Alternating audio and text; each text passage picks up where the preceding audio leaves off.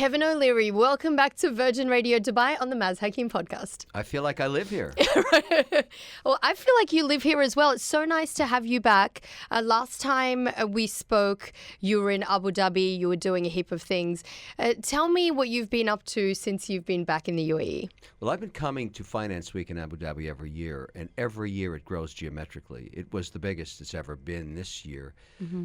There's a fair amount of excitement about UAE with investors because of so much activity going on outside of the energy sectors. So as the policy here is to start to diversify the economy, there's a lot of investment opportunities as a result. And every time I come here, I get more and more impressed in terms of how well this transition is going and how many investment opportunities there are.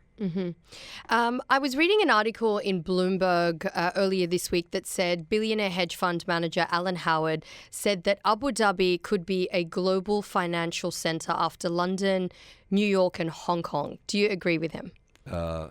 No, it already is. Yes. I don't agree with them. This is the capital of capital. This is growing faster than any of those jurisdictions, any of them. What you really look for as an investor is in growth. Yeah. I mean, the way you make money when you invest is to invest in growth opportunities. New York's a very important market.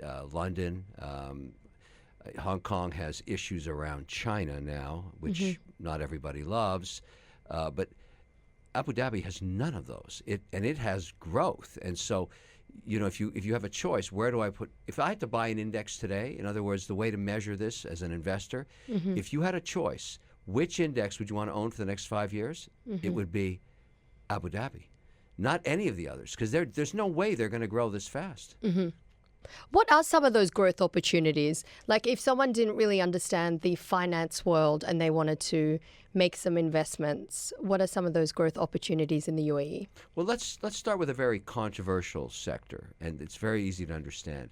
Let's talk about cryptocurrencies and digital payment systems that came roaring on the scene in 2020. And it raised billions of dollars given its growth potential. There's no question that blockchain will become part of financial services. It'll, in my view, over the next 10 years, become the 12th sector of the S&P.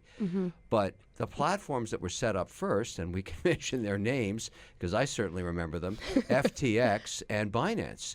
Now, together, they had 97% of the market share of the world's cryptocurrencies and potential for digital payments, because it's not just Bitcoin that this is about. It's about the ability to pay people around the world using an exchange.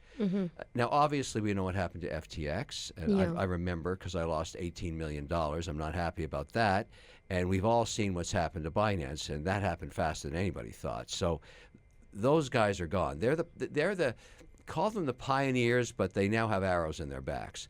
And then whether it's serendipitous luck or whether they really thought this through or maybe a little bit of both, M2 just launched in Abu Dhabi as the new home of crypto. It was a fanfare event. It's a private company, but it is all of what FTX was and Binance was, except it's compliant. And it's backed by billions of dollars, and it's got massive financial institutions attached to it. And it's because it's compliant and transparent, and you know who owns it, it's investable. Now, the first thing I had to figure out when I got here and watched what was happening is, as I said, okay, I invest in exchanges. I think if you could have invested in the New York Stock Exchange the day it was founded over 200 years ago, and the NASDAQ, and owned those through all the economic cycles, they were fantastic investments. That's how I feel about M2. So how do I get a piece? That's a problem. It's private. And so, however, I'm an industrious guy. I found out that Phoenix Technologies owns 30% of it. Phoenix is going public on the ADX here in Abu Dhabi. So then I had to figure out, how do I get a piece of Phoenix? I can buy the shares. That's what I found out. So I'm using International Securities, which is the biggest brokerage firm I could find in Abu Dhabi. I can download the app in the U.S., I set up an account, I put in an order, and now I have access to M2. Now, if you're an American, you can't open an account on M2, but you can own the stock, which is what I want. And so that's what I did. I'm very excited about it, and I think this is going to be one of the biggest exchanges in the world because it's being built off the backbone of the financial services sector of Abu Dhabi, totally compliant. And the management has already made their announcements about how transparent they're going to be. I'm very excited about this project. So a lot of people lost a lot of money when it came to crypto. What do you have to say to people who are a little bit hesitant in investing again? You know, it doesn't. What happened with Sam Bankman-Fried and CZ, they're no longer with us, so to speak. They're still alive, though. No, but that doesn't change the potential at all of what crypto can be. And I'll give you an example. This is a perfect example. There's a watchmaker in Geneva named Simon Britt. He's the next Picasso of watchmaking. That's the buzz amongst collectors. I'm a big watch collector. Yes. In fact, I got introduced to him through one of my collector friends here, right here in the UAE. And he's only going to make 5 prototype watches. And you have to be a collector. You've got to, petition him, explain why you should own it. And luckily, he agreed that I should own number 3. Now, how do I pay for it? Now, when you're that kind of a guy and you're well known, you get prepaid. So I had to figure out, how do I transfer, in this case, 40,000 Swiss francs for the down payment and another 40,000 when it came time to pick it up. And just by chance, here we are sitting together. I'm picking it up tomorrow morning at 11 o'clock in Geneva. So I'm going to leave here, leave your wonderful studio, get on a plane and fly to Geneva to pick this watch up. However, I went through hell to transfer the capital from New York, transfer it into Swiss francs. It took 3 days to do the wire transfer. Then I got absolutely screwed on the FX fees, transferring it from US dollars into Swiss francs. And that took even more time. I'm getting screwed on every level there, which really makes me unhappy. I don't like to pay for worthless services. If we had an M2 at the time, and I had an account on M2, and Simon had an account on M2, I could simply transfer any currency I wanted to him, or USDC, or a stable coin, or Bitcoin, whatever he wants, in a split second at a fraction of the cost. So the potential of what this could be is obvious in that use case, except multiply that by 1 billion times around the world. And so somebody's going to get it right. Someone's going to be compliant. Someone's going to have the capital to set this up. I think it's going to be M2. Now, this would be my 3rd time at bat. I did FTX, struck out. Binance, I'm so lucky I didn't invest in that thing. And now I got one I can do that with. I'm thinking this is going to be the one. You mentioned your watches. What watches are you wearing today? I'm celebrating UAE today because this is a Ming. This is a Ming watch, and maybe I'm saying something out of school right now, but Ming has moved to the United Arab Emirates. Wow. There's another sector they're getting because he's found the platform here so compelling to service the globe with his brand. This Ming is Ming's Ming, except I bought it. It was on its way to his wrist, the only Ming. So Ming's Ming is my Ming. And on this side, we have a Frank Mueller watch that celebrates the Phoenix company. You can see, and I wore it because I'm now a shareholder of Phoenix, and that's the Phoenix here. This is number 9 of 50, and it actually has a QR code to my digital wallet when I decide to use it. Very honored to have this piece. I always wear 2 watches now. The Ming is giving me UAE time, and the Phoenix watch is New York time. So always wear 2 watches. Otherwise, how would you know what time it is in New York or here in UAE? You could use your phone, or your very expensive Why would watch. you do that? Are you kidding? No, I use my phone for other stuff, but for time, I got to use watches. So, for example, I'm not a watch collector. I don't know that much about watches. But if someone wants to become a watch collector, what is the first watch they should own? Well, the first rule that I tell everybody, because a lot of people follow me around about watches, and I really like that. I'm part of the watch community, is never borrow money to buy a watch. Never buy a watch outside of your means, because it's meant to capture moments of your life upon your personal successes or the birth of a child or your marriage or something that when you look at the face of the watch, you remember exactly why you bought it. I know exactly why and when I bought this Ming. I know exactly what this Phoenix watch is about for the rest of my life. And so, I make sure, though, that you start at a level you can afford. So if you're in your early 20s, I'd recommend a Longines or maybe a Tudor. And these are fantastic watches. There's all kinds of brands that you can buy for under $1,000, under $2,000, or maybe 4,000 AED or whatever, sort of something entry level. And then as you are more successful, buy something else. Add to your collection, as I like to say. And always bring in diversity. You want different dials. That's the whole idea. So there's not many places around the world that you can wear your watches safely. I remember we spoke about this last time. But you can wear it in the UAE. Are there any moments of safety and security that you can talk about that you've experienced in the UAE? Yesterday, I walked through the compound, the ADGM, where we were holding the Finance Week. I had over $1 million worth of watches on my wrists. I would never do that in any other city. I feel 100% safe, and I wore them at night. I walked back to my hotel at night with over $1 million worth of watches on my wrist, not worried for a moment.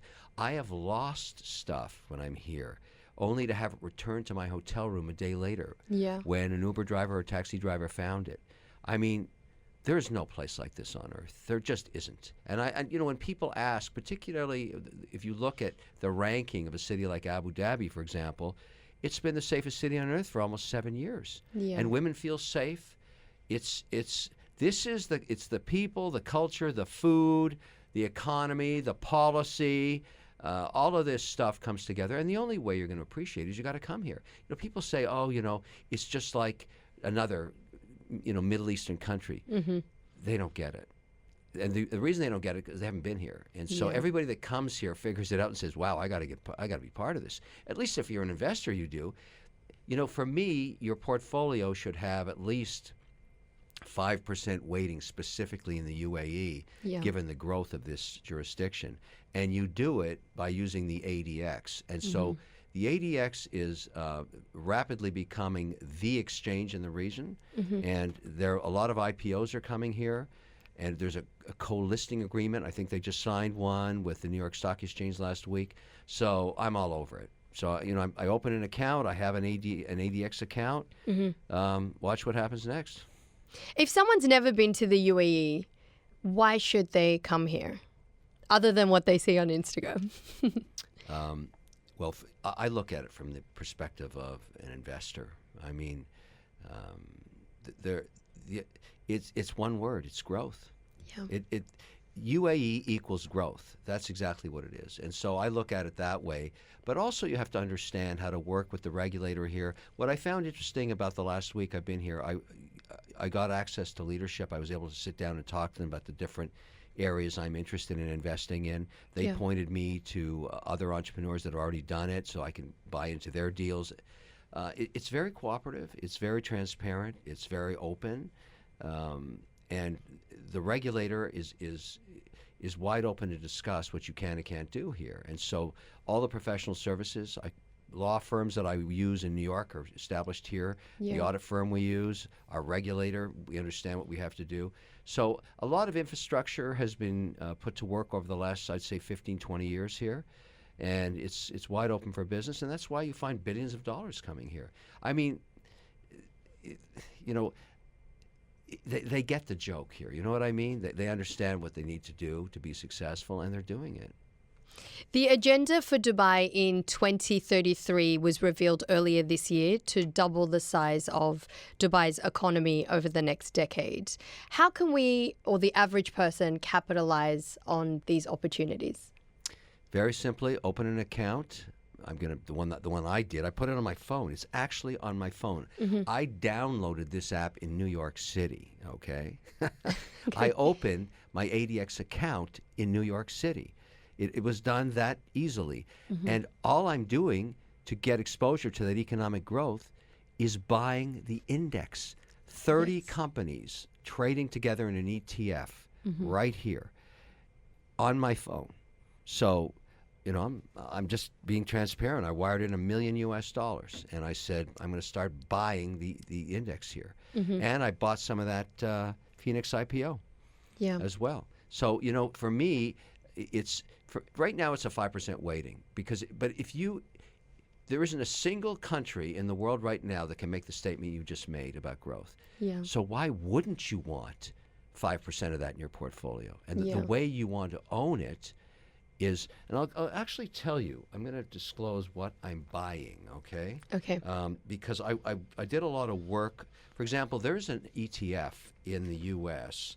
called UAE. And I looked at that and said, well, why would I need to open an account in the UAE if I could just buy the UAE? Yeah. But then I looked at what was inside of it, and why was it not performing like the UAE index was? They're missing IHC, the biggest holding company in the region. $280 billion company missing in that index. Yes. Well, that's a mistake. So the index, let me find it for you, that I'm actually going to buy that Kevin O'Leary's includes notes. it is CHAESH. That CHAESH is all of the companies you want to own in one ETF. So that's very easy for me. Trading fees are fractional here. I mean, it's one of the lowest fees there are. But for me, this is a buy and hold. I buy that, I just hold it. So if they're successful in doubling the economy, Mr. Wonderful is going to make a lot of money. So other than ADX, what else can the average person invest in? Well, I think what's interesting, and I'll give you an example. Why am I here incorporating O'Leary Global? Because that's why I'm here this time. That's why I've spent more time. I had to get all the infrastructure in place, start hiring people. Let me tell you my number one cost since I last saw you. So I have a pretty large portfolio of companies. During the pandemic, all of them changed their business models to more of a direct-to-consumer strategy. Yeah. So that means they have to acquire customers. So they used to go through distribution. These are consumer goods and services, maybe a Carrefour in Europe or maybe a Target or Walmart in the United States, whatever. Today, they want to acquire the customer to get the data and service them directly at a higher gross margin, because if you're selling direct-to-consumer, your only costs are acquiring that customer, manufacturing the product, and shipping it to them. Now, the big problem is the cost of acquiring the customer, which means you have to generate content, create social media, put it on social, put it on radio, put it on television, put it on whatever, and get the customer to learn about it. That production cost for us is costing us millions a month, millions of dollars a month, millions, and going up like crazy. Shoot it, edit it, produce it, post-produce it, cut it for TikTok, make it for Instagram, make it different for LinkedIn. It's expensive. And I thought to myself, what could reduce the cost? AI. If we've already shot it, there's terabytes of television I've been doing for 20 years.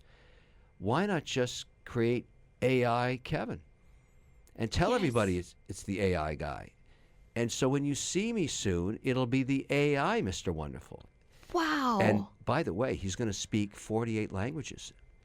Think about that. So I can make content just for the French in Vaud, the canton of Vaud, Switzerland, which is a different dialect than what they speak in Paris, which is different what they speak in Quebec. I mean, AI Kev, I love this guy, and he's much cheaper. And I'm licensing myself to myself, so I can sue myself in case I don't like what myself said. That's exactly what I'm going to do. And I'm not the only guy doing this. The question is, where is the talent to do it? Well, number one, in terms of dollars invested in AI, is the United States. Number two, China. Where's number three? United Arab Emirates, with a better tax policy. So that's where I'm doing it. We're going to generate all this content right here in our offices in O'Leary Global, right in Abu Dhabi.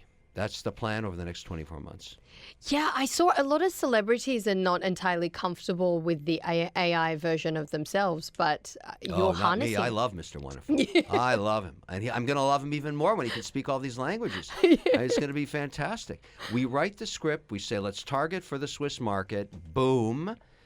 There he is, speaking at parler français. Mais oui. That's what's going to happen. Yeah. Let's talk real estate. So the UAE is a hub for real estate investments. Have you noticed any trends, or where should people invest in different areas in the UAE? You know, commercial real estate is one sector of real estate. I do a lot in real estate, but you know, residential, in particularly the growth in cities like Dubai and Abu Dhabi, is for me the more interesting sector, because what happens here is people, and I've watched this with people I know. You come once and you kind of get a feel for what it's like, and then you come again and you start to, you know, build contacts, meet government, talk to other investors, and then you start saying to yourself, okay, there's some projects here I'd like to look at. In my case, it's AI, and I talked about digital currencies and payment systems. Those are the two big areas for me right now. And then you say to yourself, well, okay, I've been staying in hotels for weeks at a time. Maybe I should get a place to live. Yeah. So you want condo with services, obviously, because maybe you're going to travel to the region 6 months of the year, maybe 6 months in a day if you're doing a tax strategy. That, to me, is where things get interesting, because a lot of, you know, I just look at the 4 years I've been coming to Abu Dhabi. It doesn't even look like it did 4 years ago. Yeah. I mean, there's so many cranes here, and that's because there's fundamental demand.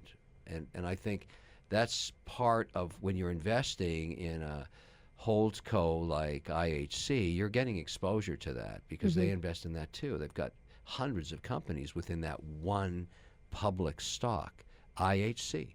It's massive. You can buy that, or it's also 50% of the weighting of that ETF I gave you earlier. So it's or close to it. I mean, so the whole idea is you get exposure to all sectors by just buying the index. That's my strategy. It's much easier than trying to pick an individual stock. Do you own a lot of homes around the world? I do. And you know, people should understand that homes have capital appreciation. That's good, but they're negative cash flow to you for maintenance and taxes, and it's a nightmare. And once you get past 4, you don't have enough days in the year to spend enough time in any one place.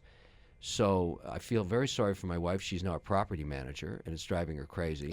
And we're trying, because you know, there's always something going wrong, or the elevator, or the roof, or the taxes, or, you know, we own homes in Florida, in Boston, in Geneva, in Canada, and, you know, I almost feel homeless because I don't know where to go next, you know. But I'm doing it because I'm an investor, and I invest in these countries. Not so much in Canada yet, as I like to say, and I feel I'm allowed to say this because I am a Canadian citizen. It's the richest country on earth run by idiots.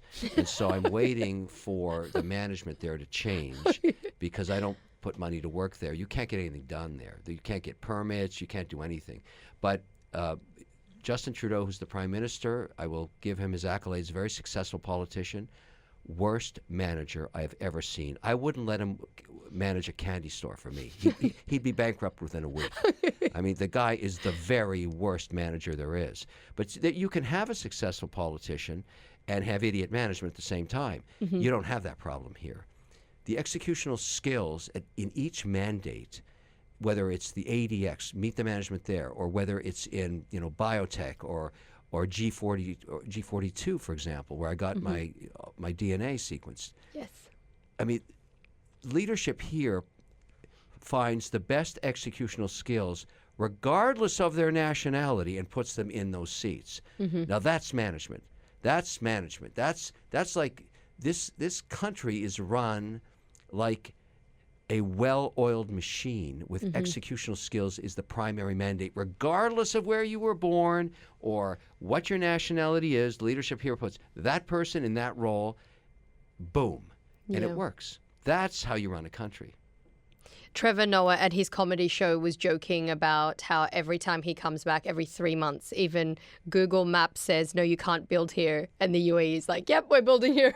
Yeah, I mean, the whole point is, you have to have a master plan. You have to have good policy. You have to be competitive. You got to be safe. You got to have things where, you know, school and health care for families. The best food in the world is here. Every restaurant I know is here. I mean, it's. I just went to Cafe Milano at the Hilton in Abu Dhabi last night. Yes. I mean, spectacular veal. If it's a free, it's shameless promotion for them. Fantastic veal. What are some of your favorite restaurants in the UAE when you come here? I like some of the classics, but the ones that I've had the most fun with is finding on the harbor here in Dubai, for example. I found the best Lebanese food I've ever had, and Lebanese food is hard to make, and so you're part Lebanese, right? Yeah, I'm half Irish, half Lebanese. So in the Lebanese culture, it's matriarchal, and the grandmother runs the show. And my grandmother never spoke a word of English, and but she used to love. She came from Hasbaya, which is north of Beirut, and she moved with her husband to Montreal, Canada, and I was born there. And she loved apples, so they bought a farm, and he ran a clothing company called Kitty's Togs, and all of her daughters worked for the father. But the grandmother runs the show, and she used to get my brother and I to pick the apples off the trees, but she'd hand select each one with a stick. So she'd make us go up the ladder and hit us and point to the one she wanted. We'd have to pick that one. Wow. And I said to my mom, "What is this? What am I, slave labor here? I'm not even getting paid anything for this." And she just, "Yahrandin," Sikra used to say to me, which is a swear word in Arabic, and just hit me with a stick. And she was doing that to pick the apples for the apple pie on the Sunday night dinner, which happened at 4:30 to 5 o'clock. All the women would prepare it all day, and the family would gather, run by the matriarch. And I really resented it in those days, but now I appreciate it so much. Yeah. I do it with my own family. Wow. But that's how I grew up. She was tough, and women were always a big part of my life, no question. And I noticed on your Instagram you were doing a medical treatment, and you were talking about how medical in the UAE and in Abu Dhabi in particular is so advanced. Are you into biohacking? What's your routine like, and what treatment were you getting? Oh, I'm way past that. I'm way past that. Okay. I'm actually a vampire. I'm going to live 260 years, so I'm just making sure I stay healthy. Yes. The advancement here are extraordinary. I'll give you an example. 2 years ago, I was listening to management make a presentation at G42 about the sequencing lab they had, and they had the very best of the Chinese, the British, and the American system. There's no place like that on earth, because those guys are all suing each other, but not here, because leadership is supporting their research. Yes. And the morning before, I had received my residency card, my golden visa. Yes. And he was explaining that every citizen of the UAE was offered free DNA sequencing, and to turn the toggles on or off to see, what the precursor was for them in their lives and what they should be concerned about. And I just put up my hand and said, "Excuse me," and I showed him I think I have it on me. I carry golden it everywhere visa. I go here. I'm very proud of it. I'm very proud of it. But it's a very useful. I do have it. Here it is, right here. So I held this up, right there. I have And one too. Isn't that fantastic? And I It's said, lovely. "I have one of these. Can I have my DNA sequenced? Yes. I want the full Monty." And he said, "Absolutely." A limo followed me back to the hotel, got a stool sample, urine sample, blood sample, all that stuff. And 4 or 5 days later, I sent it to the Cornell Research Lab in New York, which I'm part of a longevity study at. And Richard Isaacson, the head researcher at the time, looked at it and said he had never seen resolution like that. The amount of data we got from that, and it changed all the protocols of what I was doing in terms of maintenance, which supplements I take, the protocols in my diet and everything. As a result of that, I lost 32 pounds. I have more energy than I've ever had. But there's so many different procedures here that you can't get anywhere else. And what you saw this morning was a treatment that I came for, that I'm very excited about. I'm starting that. So every time I come here, I spend a day in getting all of these procedures that I can't get anywhere else. What people should understand about United Arab Emirates, and again, I'm going to give credit to leadership for figuring out this policy, they invest billions in prevention. They'd rather you didn't get sick, because the cost of most societies of people that don't take care of themselves is billions of dollars. Why not invest in keeping healthy? So if you want to be healthy and you want to get access to incredible treatments, this is it. This is the country you come to. And so another reason why I come over so often now is one of those days I'm going to sit on that gurney going through the full cleansing procedure and everything else I can get here. There's no place like it on Earth. I keep saying that because it's true. There's no place like it on Earth. So what's your morning routine like? What's your evening routine like? What does Mr. Wonderful do to keep himself young and energetic? I get up at about 5:45 and read the research, primarily out of Asia and the bond markets. They tell you so much. And I work out from 6 to about 7:30.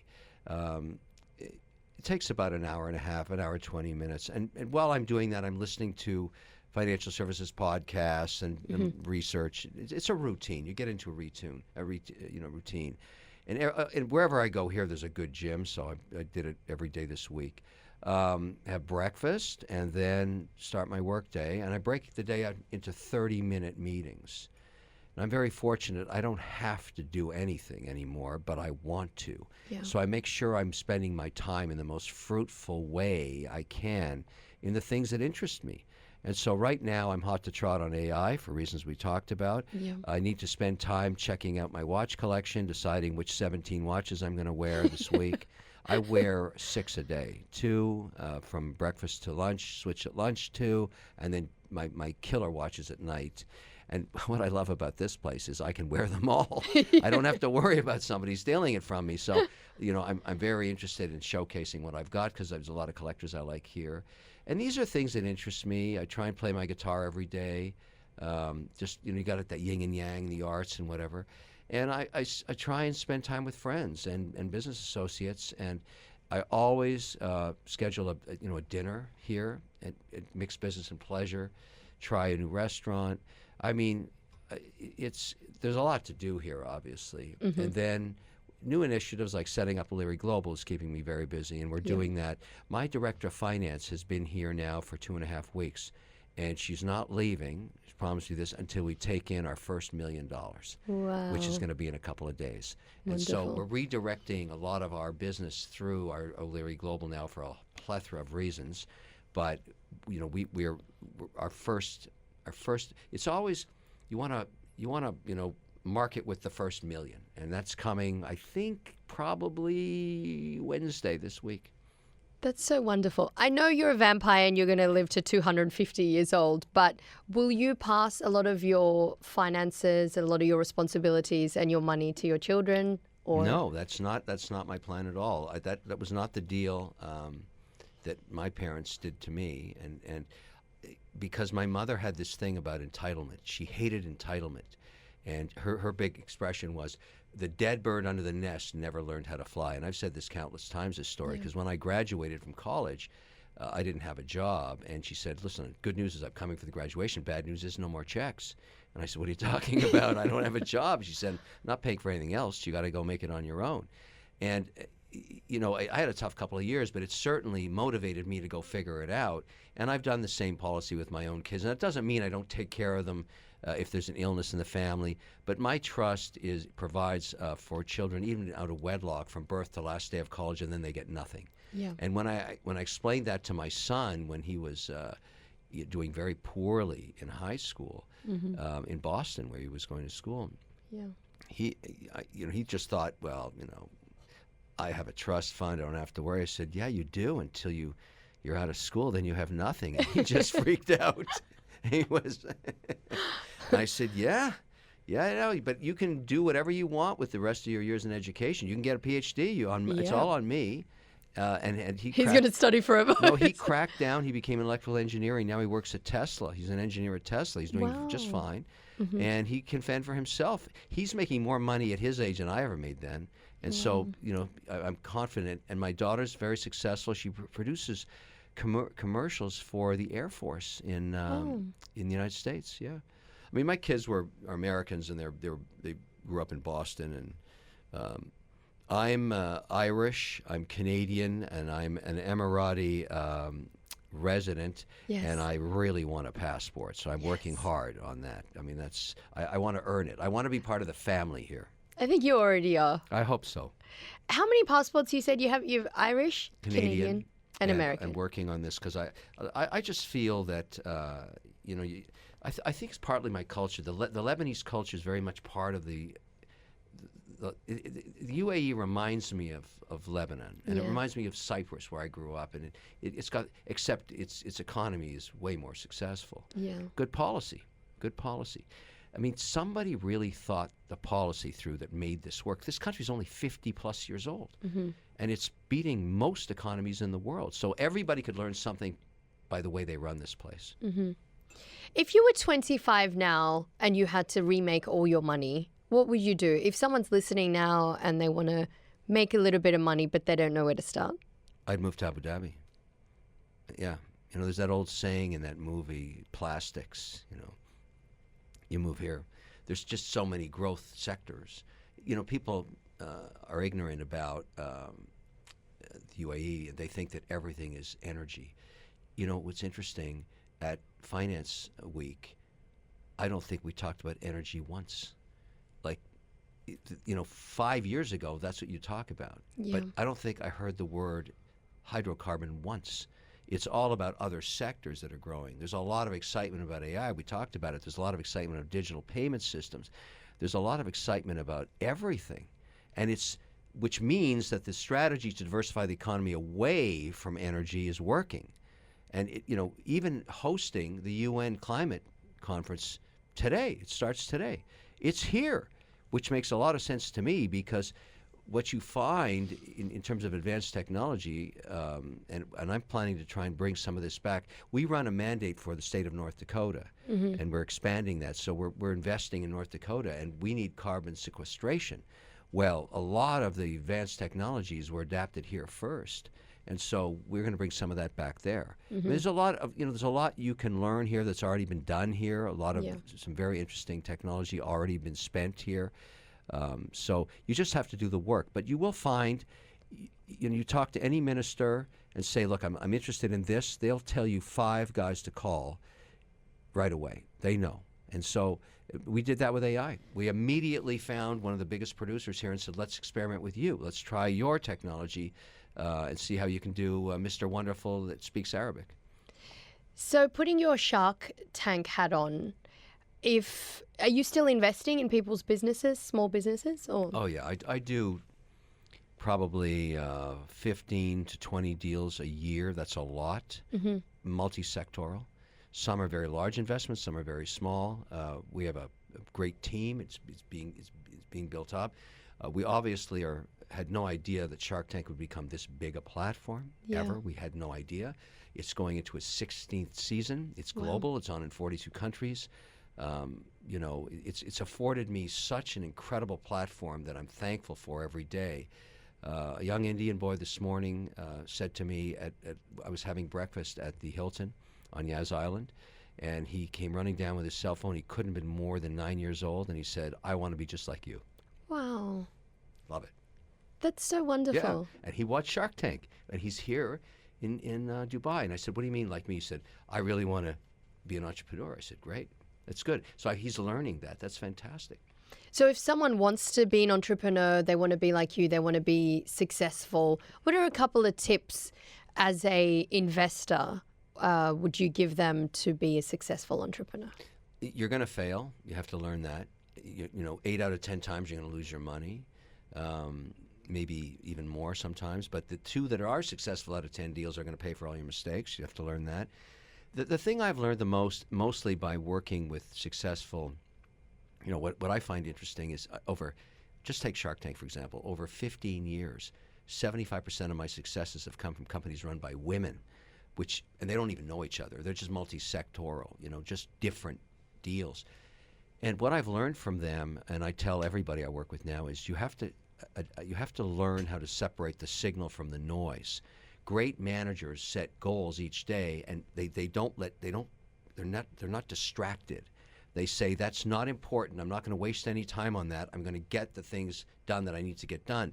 Those are the people you want to invest in, because they have their ear to the track. They see the train coming down the track before it runs them over. They don't get distracted. And there's so many inputs these days of noise. So the ability to really separate the signal from the noise is paramount if you're going to be an entrepreneur. You have to learn how to do that.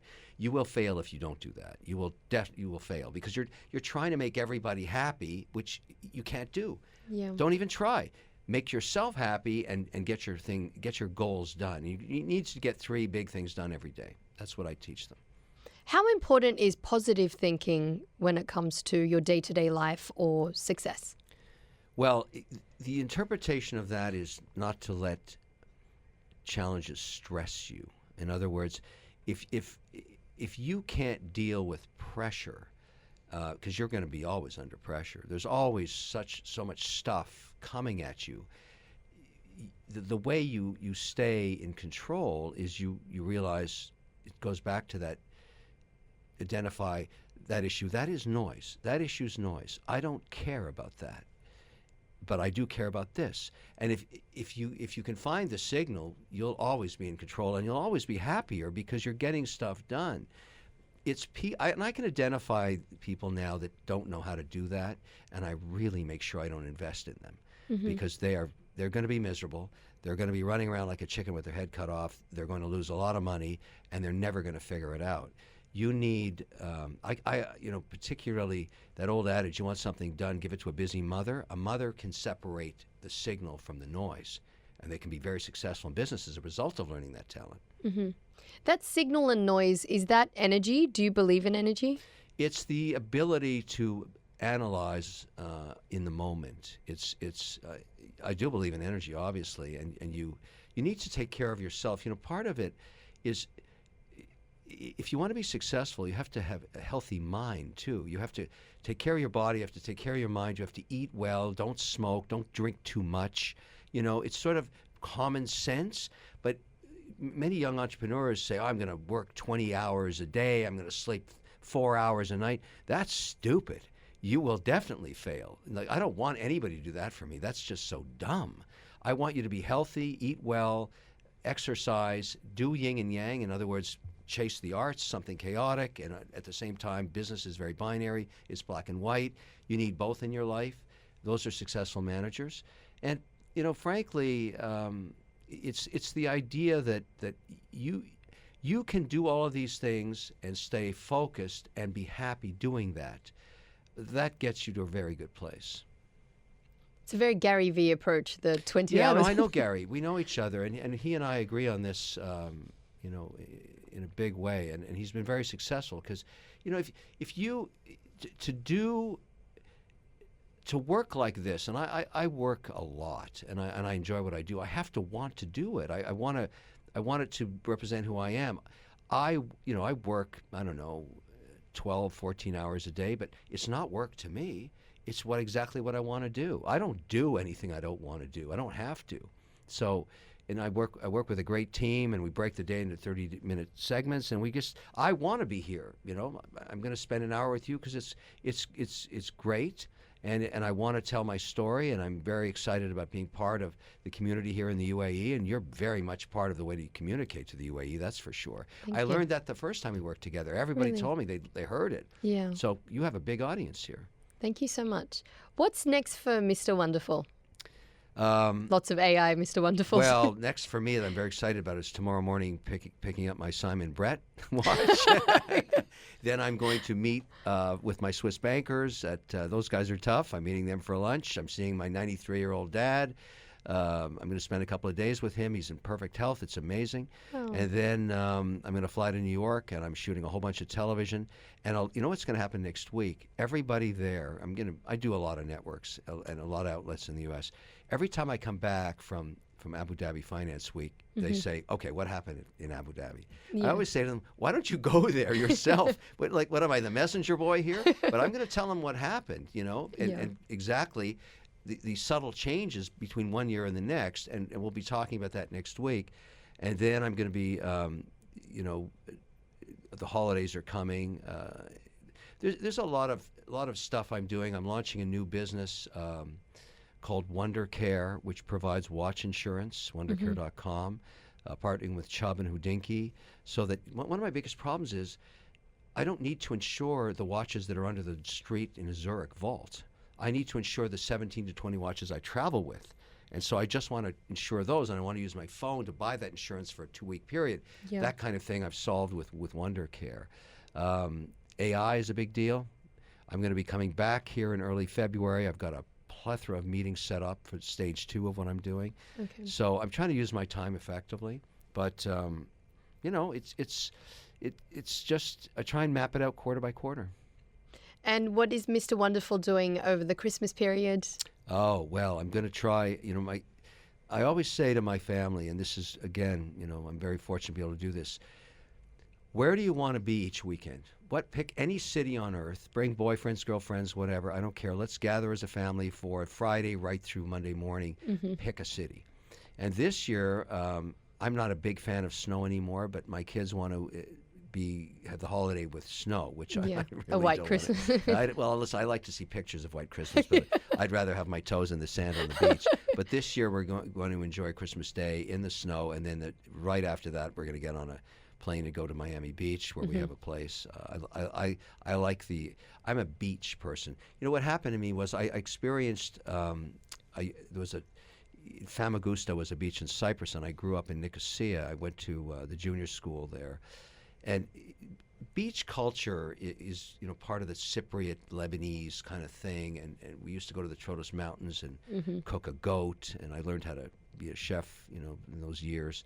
But that's very much part of the culture I want to get back to now. I find it here. I need the ocean, and I need a beach. I need sand in my elevator in my condo, which means it goes right down onto the beach. I can get that in Miami. I can get it here in Abu Dhabi. That's why I need that. That gives me my energy, because I like to ride my bike, on the boardwalk or walk the beach. Collect your thoughts near the ocean. I think once you grow up in the Mediterranean, it's very hard to sort of go away from that natural sort of lifestyle. Yeah, you're right. You're right. And also, I really miss that kind of food now. Now that I care a lot about what I eat. Yeah.